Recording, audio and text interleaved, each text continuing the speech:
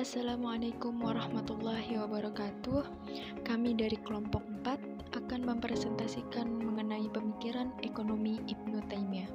Pertama saya akan memperkenalkan diri terlebih dahulu. Saya Arum Ayu Lestari selaku moderator. Dan adapun rekan-rekan saya, yang pertama Dea Apriliani Putri, kemudian ada Herdian Syah, yang terakhir Muhammad Rizik Firmansyah. Adapun pokok bahasan yang akan kita bahas di sini, yang pertama profil Ibnu Taimiyah, yang kedua karya-karya Ibnu Taimiyah, yang ketiga mekanisme pasar adil, yang keempat konsep al-hisbah, yang kelima faktor pendorong permintaan dan penawaran, harga adil dan distorsi pasar, dan yang terakhir regulasi negara dan peran dewan al-hisbah. Kepada pemateri pertama, Dea Apriliani Putri, saya persilakan. Baik, saya akan menjelaskan mengenai profil Ibnu Taimiyah. Asy-Syaikh rahimahullah bernama lengkap Abul Abbas Ahmad bin Abdul Halim bin Abdul Salam bin Abdullah bin Al-Hadir bin Muhammad. Ibnu Taimiyah kecil tumbuh bersama dengan konfrontasi-konfrontasi Mongol yang kala itu kian rumit. Beliau dilahirkan di kota Haran 10 Rabiul Awal 661 Hijriah.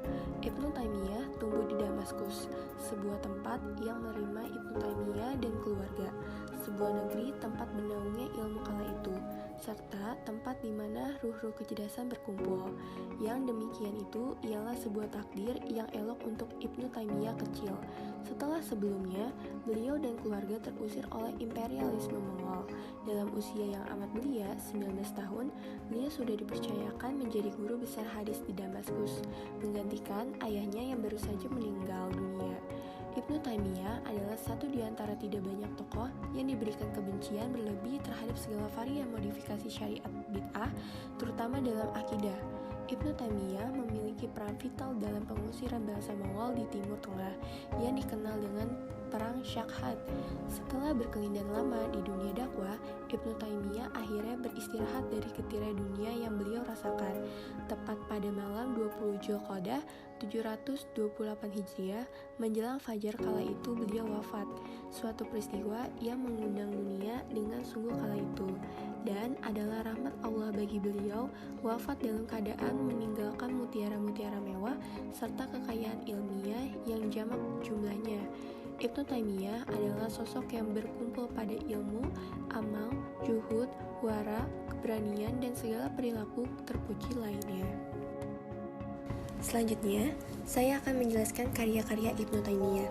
Dalam pembahasan prinsip-prinsip pada masalah ekonomi, beliau jelaskan ada 2 buku, yaitu Al-Hisbah fi Al-Islam, yaitu lembaga hisbah dalam Islam.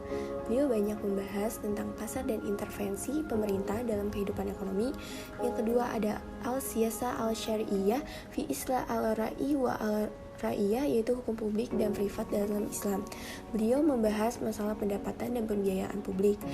Adapun karya-karya Ibnu Taimiyah kurang lebih mencapai 500 jilid. Di antara karyanya tersebut yang terkenal adalah yang pertama ada kitab Al-Rad Al-Matakiyin, yang kedua ada Manhaj Al-Sunan Al-Nabawiyah, yang ketiga ada Majmu' Al-Fatawa, yang keempat ada Bayan Mufawaqat Syahi Al-Maqul Syari Al-Manqul, yaitu uraian tentang kesesuaian pemikiran yang benar dan dalil nakli yang jelas. Yang kelima ada Al-Rad Al-Hululiyah wa Al-Ittihadiyah, yaitu jawaban terhadap paham hulul dan ittihad. Yang keenam ada Muqaddimah fi Usul Al-Tafsir, yaitu pengantar mengenai dasar-dasar tafsir. Yang ketujuh ada Al-Rad Al-Falsafah Ibnu Rushd, yaitu jawaban terhadap falsafah Ibnu Rushd. Yang ke-8 ada Al-Iqlil fi Al-Musyabaha wa al-ta'wil, yaitu suatu pembicaraan mengenai ayat mustasyabih dan ta'wil. Yang ke-9 ada al-jawab al-syahi liman ba'dala iman al-masih, yaitu jawaban yang benar terhadap orang-orang yang menggantikan iman terhadap al-masih. Yang ke-10 ada al-rad al-nusairiyah, yaitu jawaban terhadap paham nusairiyah. Yang ke-11 ada risalah kubrusiyah, yaitu risalah tentang paham kubrusiyah. Yang ke-12 ada ibatal ma'at, yaitu menentukan tujuan. Yang ke-13 ada tubutal nubuat, yaitu eksistensi kenabian. Ke-14 ada ikhlasal ra'i wa ra'iyat, yaitu keikhlasan dan yang dipimpin. Ke-15 ada al-siyasah al-syar'iyyah fi islah al-ra'i wa al-riyah. yaitu politik yang berdasarkan syariah bagi perbaikan pengembala dan gembala. Sekian presentasi dari saya, selanjutnya akan dilanjutkan oleh teman saya. Baik, terima kasih kepada Dea yang telah memaparkan materi mengenai biografi dan karya-karya Ibnu Taimiyah. Selanjutnya akan saya bahas sendiri mengenai mekanisme pasar adil. Di dalam pasar, terdapat indikasi kenaikan harga yang terjadi disebabkan oleh perbuatan ketidakadilan atau kezaliman para penjual. Tetapi pernyataan ini, menurut Ibnu Taimiyah, itu tidak bisa disamakan dalam segala kondisi, dikarenakan bisa saja alasan naik dan turunnya harga disebabkan oleh kekuatan pasar. Dalam sebuah pasar bebas, harga dipertimbangkan oleh kekuatan permintaan dan penawaran. Pertemuan antara permintaan atau sering disebut dengan supply dan penawaran disebut dengan demand itu dinamakan dengan equilibrium price atau harga keseimbangan. Besar kecilnya kenaikan harga tergantung pada besarnya perubahan penawaran atau permintaan itu sendiri. Nah, selanjutnya mengenai konsep al-hisbah. Al-hisbah secara etimologi artinya menghitung dan membilang. Al-hisbah berperan penting dalam mengembangkan perdagangan dan industri. Tugas utamanya adalah melakukan pengawasan umum yang berkaitan dengan pelaksanaan kebajikan. Al-hisbah berwenang dalam melakukan intervensi pasar dan harga. Adapun fungsi ekonomi yang dilakukan oleh al-hisbah yaitu melakukan pengawasan terhadap kegiatan ekonomi di pasar seperti mengawasi harga, takaran dan timbangan, praktik jual beli terlarang, dan lain-lain. Institusi ini juga berfungsi meningkatkan produktivitas dan pendapatan. Kemudian ada fungsi sosial, yaitu mewujudkan keadilan sosial dan keadilan distributif dalam masyarakat. Terakhir, fungsi moral, yaitu mewujudkan perekonomian yang bermoral dan berlandaskan Al-Quran dan Sunnah. Selanjutnya mengenai faktor pendorong permintaan dan penawaran, distorsi pasar dan harga adil akan disampaikan oleh rekan saya Heradiansyah. Nah, di dalam pasar itu ada beberapa faktor yang mempengaruhi harga, permintaan ataupun penyediaan barang. Nah, di antara faktor tersebut menurut Ibnu Taimiyah yaitu yang pertama, adanya keinginan masyarakat atau disebut rughbah terhadap barang dengan jenis yang berbeda. Setelah itu ada jumlah para pembeli atau peminat suatu barang tersebut. Dan berikutnya ada besar atau kecilnya tingkat kebutuhan terhadap suatu barang. Setelah itu ada kualitas para pembeli, seperti pembeli terpercaya dalam melunasi utang, mendapatkan harga yang lebih rendah daripada pembeli yang suka mengulur-ulur pembayaran utang. Nah, setelah itu ada jenis mata uang yang digunakan dalam transaksi di dalam pasar tersebut. Selanjutnya ada tidaknya persediaan barang di pasar. Nah, yang terakhir ada besar kecilnya biaya atau modal yang dikeluarkan produsen atau penjual terhadap suatu barang tersebut. Nah, dengan demikian Ibnu Taimiyah sangat menghargai adanya mekanisme harga, baik itu secara alamiah maupun ada campur tangan pemerintah yang mengintervensi suatu harga yang bisa disebabkan oleh suatu distorsi pasar.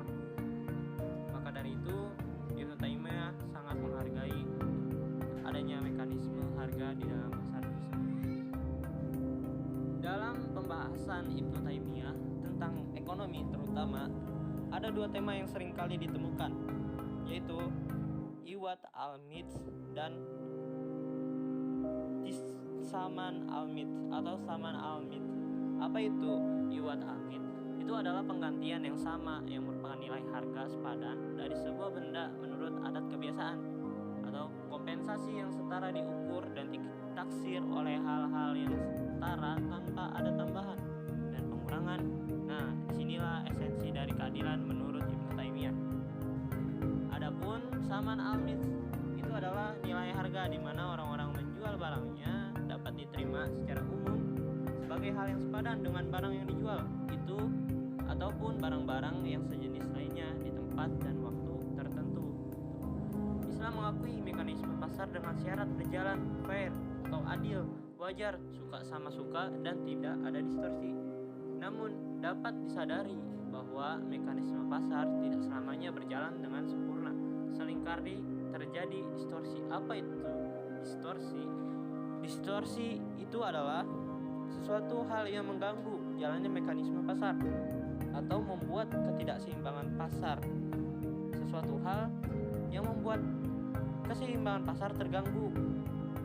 Misalnya seperti harga yang tidak menentu atau terjadinya lonjakan harga, terjadinya kelangkaan barang ataupun terjadinya tingkat kelangkaan konsumsi daripada konsumen. Nah, seringkali terjadi hal tersebut. Untuk itu Islam memandang penting pembentukan lembaga pengawas atau yang bisa disebut institusi hisbah. Baik, terima kasih kepada Herdiansyah yang telah memaparkan materi. Selanjutnya akan disampaikan oleh Muhammad Rizik Firmansyah mengenai regulasi negara dan peran Dewan Al-Hisbah. Regulasi negara dan peran Dewan Al-Hisbah. Pengawasan Al-Hisbah terhadap aktivitas ekonomi mencakup seluruh kegiatan yang terjadi di dalamnya. Al-Hisbah mengawasi untuk memastikan seluruh aktivitas ekonomi berjalan seperti yang dikehendaki syariah. Peran pengawasan Al-Hisbah merupakan sebuah tindakan preventif, demikian juga berbentuk represif. Tugas dan wewenang Al-Hisbah dalam aktivitas ekonomi adalah melakukan controlling terhadap pelaksanaan dan pembangkangan terhadap syariah, juga sebagai wadah bagi masyarakat yang mengadukan permasalahan ekonomi. Jika ditemukan terjadi pelanggaran syariah dalam ekonomi, maka Al-Hisbah berhak untuk memberikan sanksi berupa penghancuran objek pelanggaran atau merubahnya menjadi sesuatu yang dapat dimanfaatkan, dan pengalihan kepemilikan atau pengenaan ganti rugi terhadap pelakunya. Fungsi Al-Hisbah dalam kegiatan ekonomi dibagi menjadi 3. 1. Mengawal syariat dalam kegiatan ekonomi. 2. Mewujudkan keamanan dan ketentraman. Yang ketiga, menjaga kepentingan umum. Demikian pembahasan mengenai pemikiran ekonomi Ibnu Taimiyah dari kelompok 4. Kurang lebihnya mohon maaf.